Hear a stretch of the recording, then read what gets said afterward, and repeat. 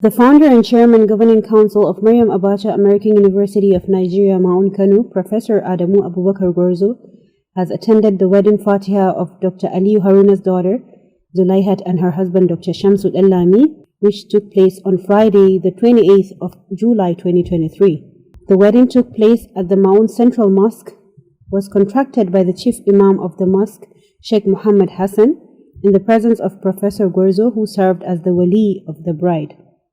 Among the personalities and management staff of MAAUN that attended the wedding Fatiha include the president of the university, Professor Dr. Muhammad Israr, Vice President Administration MAAUN Niger, Dr. Shaibu Tanko, the Director Linkages and Collaboration, Dr. Bala Muhammad Tukur.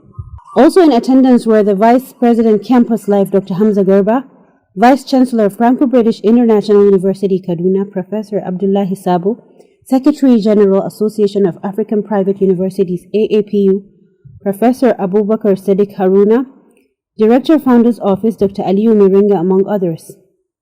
The event, which was also attended by other well-wishers from within and outside Kano, witnessed the large turnout of members of the university community.